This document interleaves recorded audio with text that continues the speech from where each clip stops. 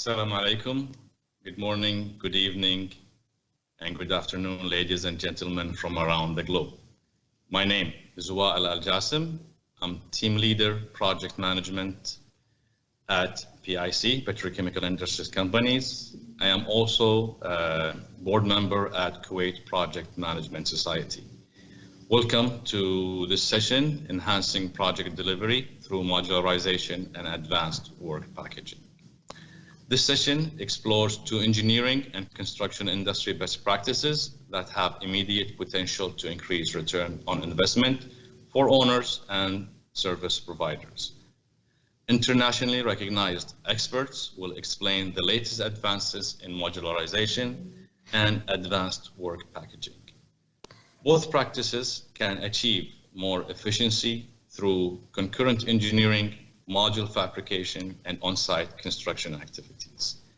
These practices can also drastically reduce the numbers of craft professionals needed on-site while simultaneously improving schedule. Modularization achieves early completion with higher quality and results in higher product capacity being realized sooner, while AWP aligns the supply chain with engineering, equipment fabrication, and field assembly to enable higher productivity with less rework. The good news is that these best practices are both well understood and available for deployment in your projects today. Today, we have with us two speakers, Mr. Robin Michelson, President at AWP University, and Dr. James O'Connor, Professor C.T. Wells Professorship in Project Management, Department of Civil, Architectural, and Environmental Engineering at the University of Texas. Some bad news, Mr. James O'Connor, due to issues of storms where he lives in Texas, he could not make it, but we have him recorded the presentation for you today. Our first topic is modularization. James is the author of 50 monographs, over 210 refereed journal and conference articles, and more than 130 technical reports. He has had more than 60 consulting engagements with a wide variety of clients in both private and public sectors. At the university, he is the co-creator of the Projects with Undeserved Communities Service Learning Program, in which student project teams have planned, designed, and implemented community infrastructure projects in 10 different countries. He has designed and taught over 240 industry short courses on a wide variety of capital project-related topics. Some of his selected honors include National Academy of Construction, ACE International Award for Innovative Practices in Higher Education, Outstanding Construction Industry Institute Research Award, among many others. Modularization includes all work that represents substantial off-site construction and assembly of components and areas of the finished project. By dividing the product structure into modules, companies seek to optimize the way they function and operate in terms of transforming their products in a more flexible and accurate way. Modularization has gained momentum over the years as it helps projects achieve significant benefits by removing underperforming processes, products, and parts. In his presentation, Dr. O'Connor would address what modularization-related research has Construction Industry Institute done lately, and how does the chemical process intensification facilitate more modular solutions. Without further ado, let's please take a look at Dr. O'Connor's presentation. Good afternoon, everyone. I'm Jim O'Connor at the University of Texas, and I'm going to talk about modularization and chemical process intensification as results of some CII-funded research. Before I proceed, I'd like to acknowledge the collaboration of my partners at Oregon State on the matter of chemical process intensification. And I'd also like to acknowledge the funding from the United States Department of Energy, Rapid Institute, and of course the Construction Industry Institute. The case for research and the case for industry action is very apparent when you look at this plot of productivity gains and losses over a 30-year period, particularly when you compare manufacturing to construction. And that alone is our case for action for both modularization, chemical process intensification, and later with Robin, you'll hear with advanced work packaging. So in the late 90s, CII declared modularization a breakthrough strategy. At the time, they had a breakthrough committee looking for breakthrough strategies, and this topic was anointed as one.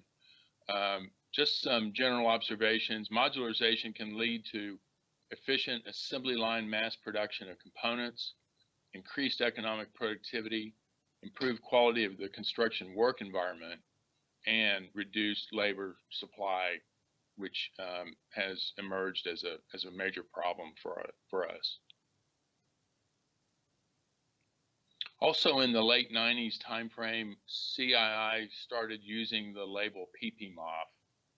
So if you hear PPMOF, you hear modularization, they amount to the same thing. PPMOF was a roll-up for prefabrication, pre-assembly, modularization, and offsite fabrication. And here's some visuals of that. About 6 years ago, research team number 283 completed a project on 5 solution elements for modularization. This slide overviews those 5 elements.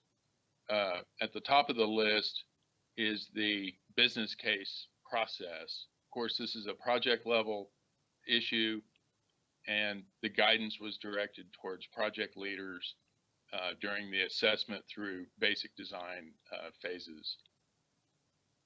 The second solution element was execution plan differences between modularization and what we call stick-built construction. Again, project level, but now directed towards project managers. The third one was labeled critical success factors, and again, also is a project level, but now pertains to virtually all project stakeholders. So those are project level guidances. The next one's the business unit level, and it's entitled Standardization Strategy. This was targeted to business strategists. And then the last solution element is entitled Modularization Maximization Enablers. This is targeted industry-wide and to all industry leaders. So what I'm going to do in the limited time I have today is just do a bit of a drill down on critical success factors. This slide shows you an overview of the 21 critical success factors in order of significance as determined from our research. In the amount of time I've got, I can only go through a handful of these, so I'm going to go through the top 5 and just refer you to the remainder of these through the implementation resource. So number 1 on the CSF list is understanding your module envelope limitations. There are more than a few nightmare projects in which this was not done well, and heavy prices were paid subsequently when things like modules had to be cut in half to comply with transport permitting. Number 2 is alignment on drivers. This is getting everybody on the project team on the same page so that they can work in unison towards those objectives. Number 3 is owners planning resources and processes, and this pinpoints the need for owners to be informed on the subject of modularization in all respects and to participate in the project planning. CSF number 4 is timely design freeze. This is about owner discipline. This is about avoidance of subsequent change. This is about living with the decisions you've made and proceeding on that plan. And lastly, for me today anyway, number 5, early completion recognition. So if early completion recognition is a goal of your modularization plan, then you need to go about it with that understanding, and let that guide you in your decision making. So this is just a flavor of the 21. So you've had 5 of the 21. I highly recommend you seek this out and look at the remaining 16. The next topic is standardization and modularization and how they fit together. And it sort of segues into what I'm going to talk about next anyway, but we thought it was interesting to consider both of these and reflect on different sectors of the industry and how they have progressed. And that's what you see on this slide. So this transitions then to the modular chemical process intensification topic. So this is an offshoot, if you will, of modularization, but with a real emphasis on this thing called process intensification. It's a relatively new pursuit. The published literature goes back max about 20 years. So it wouldn't be a surprise if many of you are not familiar with this. I'm going to connect it to modularization primarily through a case study. But before I do that, I want to give you just some basics on process intensification. So here are some principles of process intensification as presented by some early thought leaders in 2009. So you can see not that long ago. And the intent here is to give you a feel for sort of the essence of what process intensification is. Now remember, this is chemical process intensification. So first bullet, maximize effectiveness of the intra and intermolecular events, change reactor kinetics. So we're thinking in that direction. Number 2, give each molecule the same processing experience. Seek a more uniform product with minimum waste. Number 3, maximize interfacial surface area in things like exchangers or blenders or reactors. And number 4, seek equipment multifunctionality and synergy. And this goes particularly to the need for energy in the process. So that gives you maybe a bit of a sense of what this process intensification is. This slide presents what we call the CPI taxonomy of methods and devices. And so in that, it may be hard for you to read this slide, but it's in those orange boxes, we have PI methods and we have PI devices. And just to share with you one layer down, that's the purple layer. We've got multi-function processes. We've got hybridized separations. We've got alternative energy sources. We've got separation and mixers. We've got reactors. We've got heat and mass transfer, and we have multi-functional devices. So again, I hope this gives you a better sense of some of the approaches, or rather methods and hardware or devices that would be included in a process intensification. So that's the CPI part. Now, an observation, there's actually a symbiosis or mutually beneficial situation between CPI and modularization. And this comes about because of size reduction. So we have smaller units with CPI, and that means now we can put them on skids or in modules, and that takes us into MCPI. These benefits can be amplified when some major element of the project operations is geographically distributed. For example, this could be the customer. So your customers are all over, spread out all over a large area. Could be the feedstocks, where they're coming from, where they're sourced. And it could be the source of energy. So maybe it's wind energy, for example, or maybe it's solar energy. So geographically distributed elements from operations. And of course, These benefits result because a modular approach facilitates mobility. These benefits can be further leveraged with design standardization and possible numbering up. Now, design standardization is the concept of designing one and building many. And with it, we get reduced engineering cost. The numbering up dimension is all about increasing capacity. So how many trains do you want? You can have 2 trains, you can have 3 trains, etc. And then back to the modular approach, the benefits again are indicated or provided by the fabricator's learning curve. So by increasing the number of modules produced, you benefit from those learning curves. I'm going to close this out with an overview of a case study on specialty chemical production. On this slide, we show some basic features and differences in the table on the right.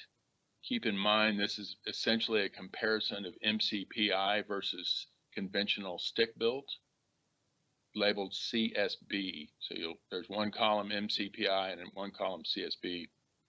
At the top of that table, you see mode. So MCPI was continuous, CSB was a batch mode. Reactor for MCPI was tubular. The reactor for CSB was a 12,000 gallon paddle mixer, and so forth. I won't go through everything, but notice there's a lot of issues that were present in the CSB, not even applicable in MCPI. So you eliminated cycle time, you eliminated heating time, you eliminated flushing, you eliminated purging. That all translates to cash.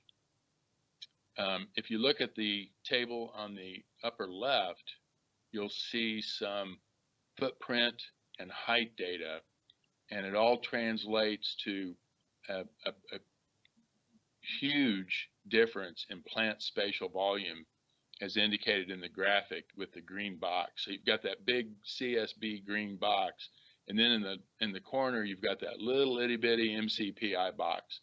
The MCPI volume for this case study was 1/250th of that of the CSB, and that's for the same amount of rated capacity and the same production rate.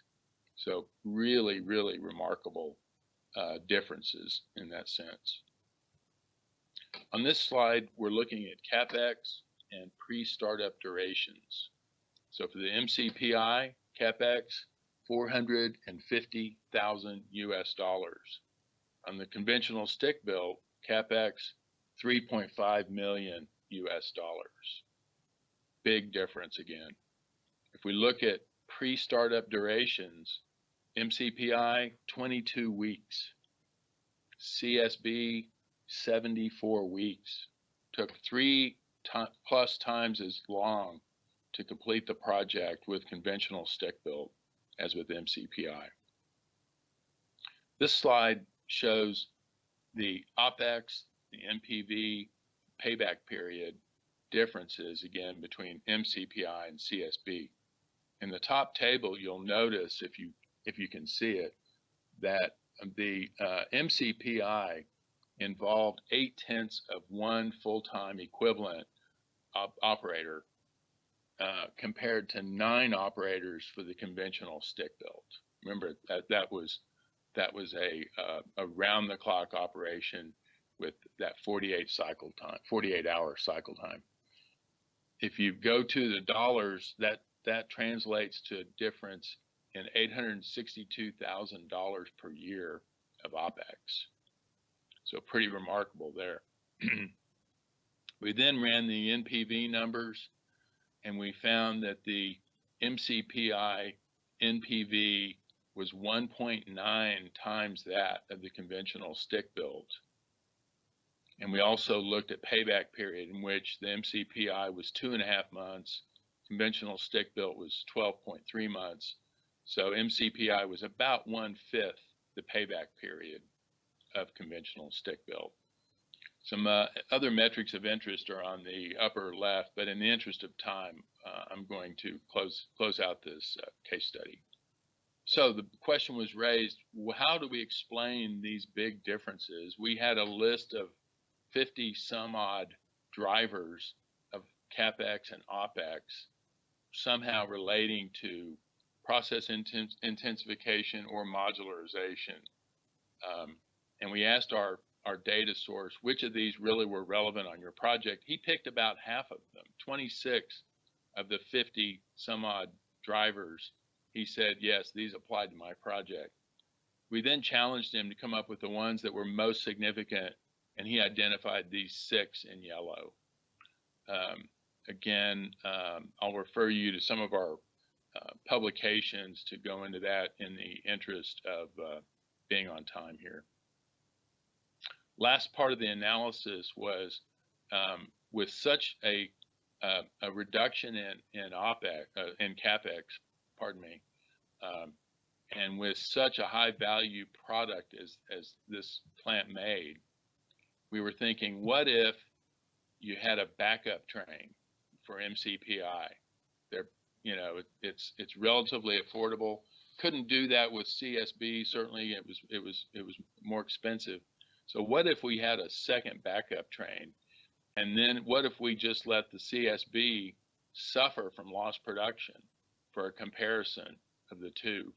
We ran those numbers, and depending on how much downtime there is, it could be as much as 4 times as much NPV for MCPI versus conventional stick builds. So big learnings on that. So let me briefly summarize. First off, modularization can facilitate a productivity breakthrough. That's still true. It's still the case 20 years later after CI asserted that. Number 2, modularization tools from CI can be helpful. Look for RT283, and it's called an implementation resource. So IR is the abbreviation. Third item, CPI modularization can be a good pairing, and in some cases can be a very good pairing. And in the case of our case study as presented, CapEx was highly impacted by reductions in PI cost, size, and weight, and OpEx was impacted by automation and controls, and of course the requirement for fewer FTEs on operations and maintenance. So with that, I'm going to hand it back to our session leader. Thank you. That was very informative. We thank Dr. James for taking the time to record his presentation for us.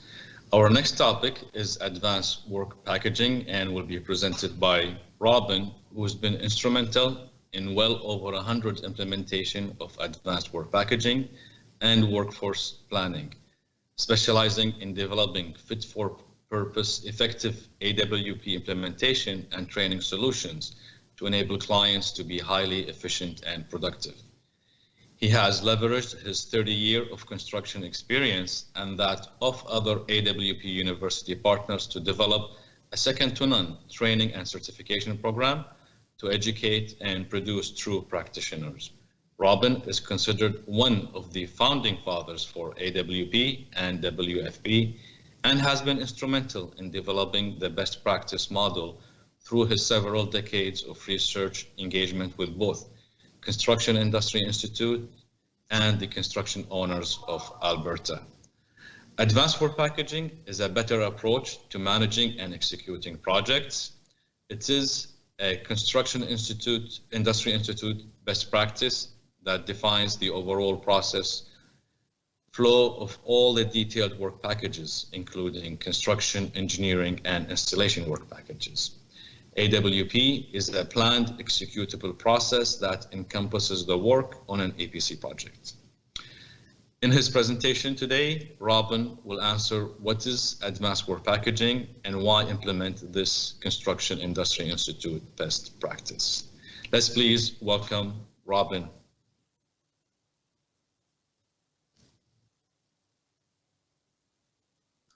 Oh, hello, and thank you very much. Sorry, I was on mute there. Let's get started. So today we're going to cover some of the basics of what is advanced work packaging, how does it fit into your project environment, what are some of the benefits of it, and why might you want to use the AWP best practice and how it's been developed. So let's jump in. Let's look at what is the basic definition. So many of you have seen the very famous CII surfboard slide. This is a very typical slide that's brought up when we're talking about AWP methodologies. And very simply, it states that advanced work packaging is a project framework to divide project scope into manageable portions of work for planning and execution in order to achieve improved productivity and increase predictability. AWP incorporates agile and lean construction methodologies empowered through automation technology to optimize capital project delivery across the entire asset lifecycle. Well, that's a mouthful, but that is the official definition. And there's a couple key things to pull from that. AWP really got its start in a lot of other methodologies that were brought together to create this best practice of advanced work packaging, including those agile and lean construction methodologies, as we pay homage to those early development activities.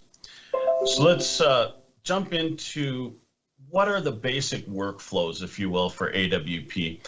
We'll talk about the work packages themselves. When we talk about advanced work packaging, it's all about management of work packages and the data flow to support those work packages.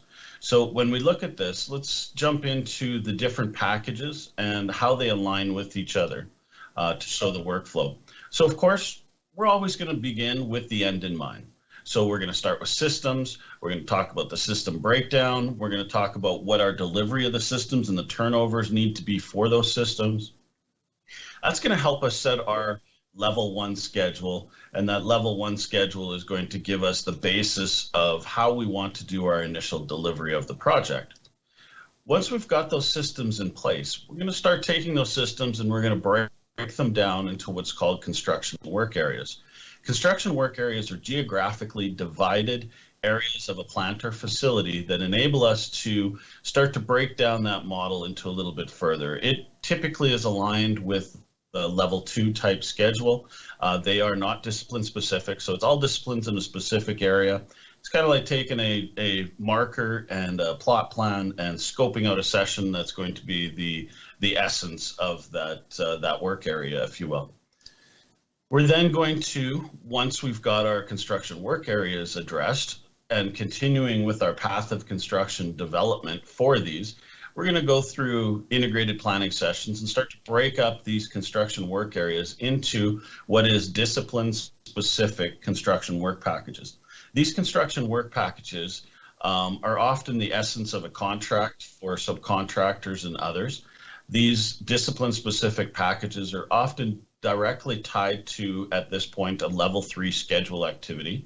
And in a proper WBS structure for AWP, they would be tied directly to that and would be, in essence, the actual level 3 activities. These are typically the turnover point between engineering and construction and the grouping of activities that need to be executed for each of these areas. We then take that. Once we've got those broken up and we've started to identify our path of construction, we now have to start considering the constraints and the support of the information for these particular packages.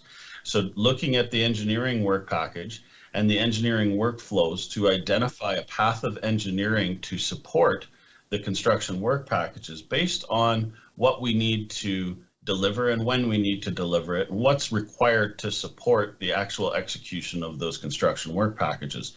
Working through an iterative process, we create that path of construction based on when we're going to need the drawings, when we're going to need to be executing it. And then, of course, the next thing is we're going to bring in procurement activities and we're going to bring in those procurement deliverables. So based on the construction work package scope, again, we're going to look at the constraint of our materials and when those materials are going to arrive.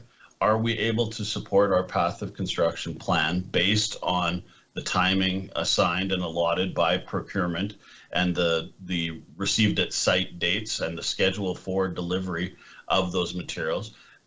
align that with the engineering work packages, put that all together, and through our interactive planning sessions and path of construction identification, we then have a clear base constraint removed program and level 3 schedule that should now be executable, called our path of construction.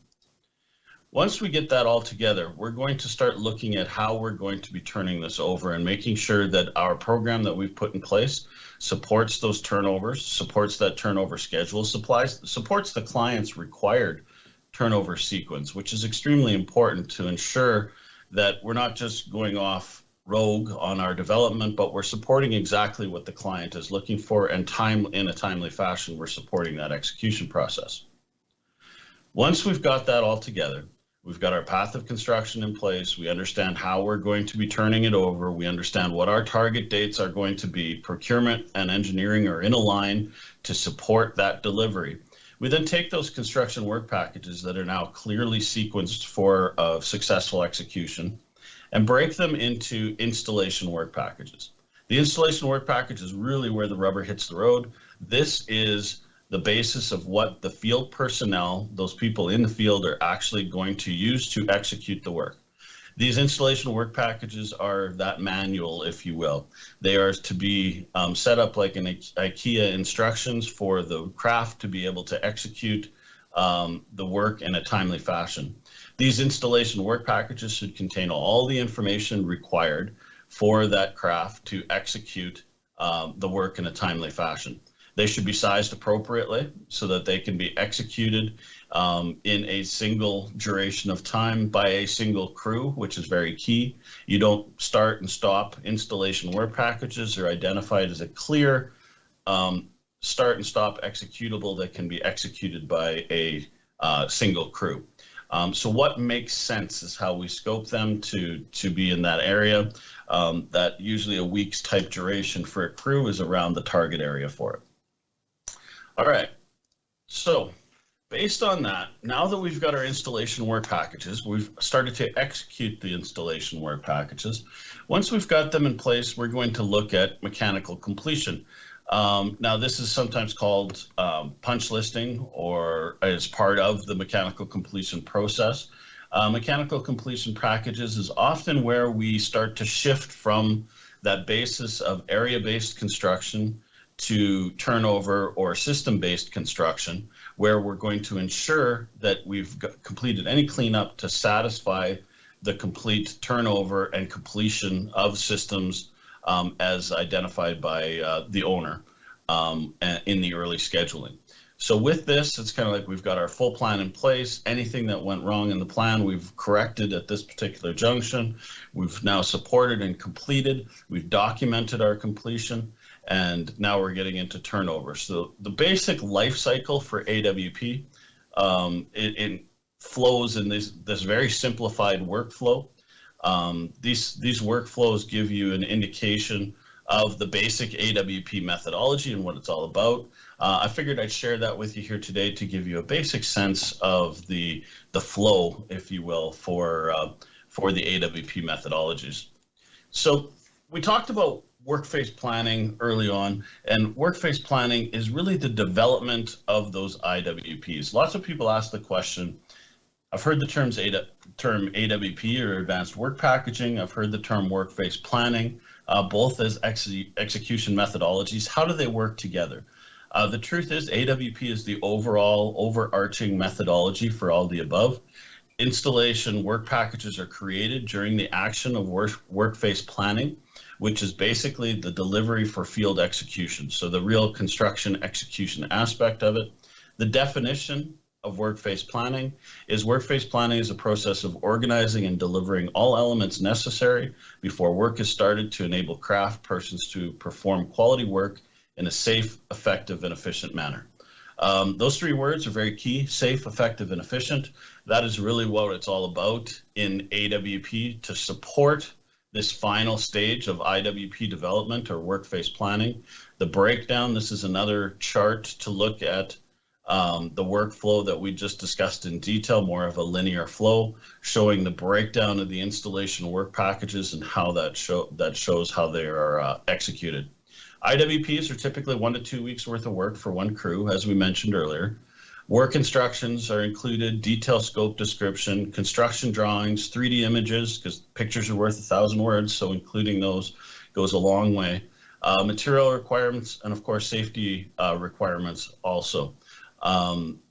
There are key templates for the execution of these IWPs and industry best practice templates to assist in driving these packages forward and the interactions of them to tie it all together.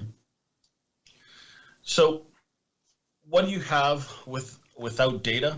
In an AWP world, you have a very difficult to execute project is what you've got. Data is very key in the AWP methodologies and the AWP execution. And one of the very key aspects of how to execute AWP, besides the definitions that we've just talked about, is the data aspect and how different systems interact to support the virtual construction model assembly, which is, when we say a virtual construction model, what we're referring to is all of the data required to create a data set that can be sent to the field for execution. So it's don't think of it as a 3D model. It's so much more than a 3D model. It's all of the above. When we look at the digital threads, what is a digital thread? A digital thread is the linkages between all of the different systems. On the outer side of the ring of this circuit board looking diagram, all of these outer systems need to all tie together to a central location, or at least communicate with each other through a hub to be able to tie this together. These are called the digital threads. Digital threads are highly required to support AWP data transfers and AWP data methodologies. CII just concluded a research around digital threads and data requirements that's tied to the AWP body of knowledge, as well as the other research materials within CII. Very interesting read and very, very good document for tying your systems together and identifying how you need to transfer data and what data you need to transfer, which is very key when we're talking about AWP. Because I've given you the hard definitions, the as set definitions, but the truth is AWP and workplace planning is all about the planning and parsing of data and information to get it to the field in order for it to be executed without constraints and without problem. That's really the essence. So these digital threads tied to work process is the essence of AWP. Now, where did it come from, if you will? Where did the whole AWP thing start? There's a lot of different companies have been involved in a lot of different ways in the development. For the purpose of definition, let's focus on the research of it, if you will. So the research bodies that actually produce the documentation for AWP. AWP was a product of CII that was started several years ago.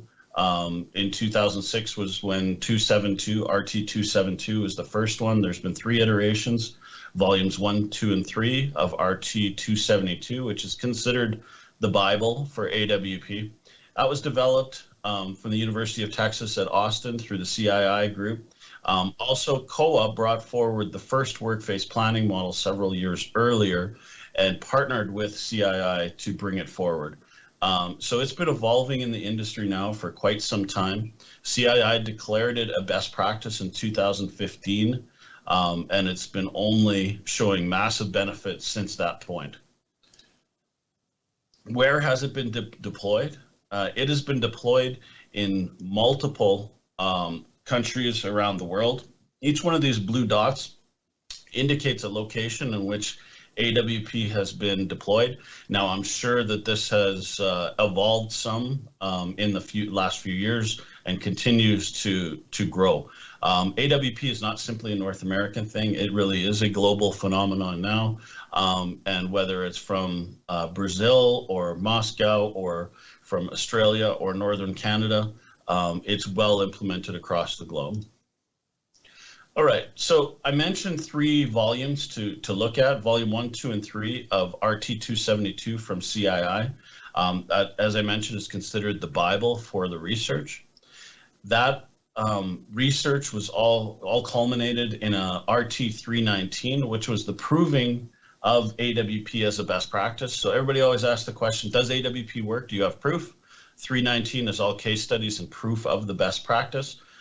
Give that a read within RT 319 for CII. Great summary of the research. And then, of course, best practice status was awarded in 2015 by CII. So if you wonder if this stuff works, yes, it was proven in 2015, has only been continually proven since. All right, what are we promising with implementations of AWP? 20% improvement in productivity, 10% reduction in cost, and a 30% reduction in total recorded incident rates is the typical CII member report on the implementation of the best practice.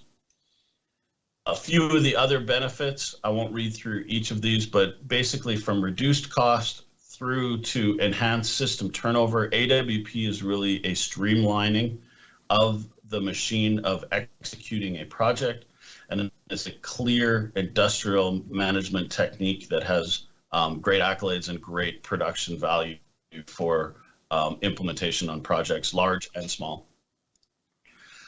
All right, so at this point, I'll turn it back to our moderator, and we'll move to the last few minutes left for a question or two. Thank you. Thank you, Robin. This has been very informative and exciting, actually, information that you have presented. Thank you so much. Unfortunately, due to the lack of time, I suggest we take one question from the audience if they have. If not, then I have one question for you or one request. Let's see, let me check. Do we have any questions from the audience? I guess not. So maybe quickly, Robin, if you can tell us, about certification training for AWP, and then I can go ahead and close this session as requested by the organizer. Absolutely. Thank you very much. So certification is coming in the industry. CII is working hard with several industry vendors to produce a certification for AWP in the industry. At present, vendors like myself and the AWP University, we are what's called self-certifying, which means that we offer a certification of our materials and completion certificates of those materials. But in the industry, very quickly, there will be a PMI, CMAA type certification for AWP, which is very exciting. We're very proud that it's going to be coming out as we work with CII and others to make it happen. So CII being the major contributor, of course, they're the one we're all looking to for this guidance, and they're stepping up to move forward. So we're pretty excited about that. We're not exactly sure when it's going to come to fruition, but the fact that it's moving forward is great steps. So thank you. That's very good news. Thank you so much. Well, in closing, here are my thoughts. The development in project management and construction has improved greatly in the past century, thanks to industry leaders like the Project Management Institute, the Construction Industry Institute, and the Advanced Work Packaging Institute. Based on this session presentations, we realize that AWP and modularization do improve site safety due to optimized manpower requirements, efficiency in delivery, allowing faster delivery to market, provide effective processes, and overall productivity improvement. In the case presented by Dr. O'Connor on modular chemical process intensification, we see a clear case in cost savings. For example, there was a reduction from $3.5 million to $450,000 as CapEx. And in terms of OpEx, there was a reduction from $6.2 million to $5.4 million per year. And time reduction from 74 weeks to 22 weeks. That's a lot of savings. Hence, providing favorable economics and time to market for our projects. In addition, as per Robin's presentation, advanced work packaging improves productivity by 25%, reduces cost by 10%, and safety by 30%. And with this, we can see there's still potential to innovate and improve further on these two best practices. At the moment, I thank our speakers, Dr. James O'Connor from the University of Texas and Mr. Robin Michelsons of AWP University for taking time out of their busy schedules to be here with us and share the best practice of modularization and advanced work packaging. I ask the audience to help me applaud the two gentlemen, and I thank the audience and participants for taking the time to join us in this session. Wishing you success and prosperity in your future endeavors. Next, we have the closing session, and we have with us for the closing remarks the GDA Secretary General and Deputy General Manager of Engineering from BABCO, Mr. Khalid Yusuf Hadi, and my dear friend, Conference Chairman and Division Head at Jazan Economic City Development Department of Saudi Aramco, Mr. Imad Lemhaysa. With this, I thank you again and I bid you farewell.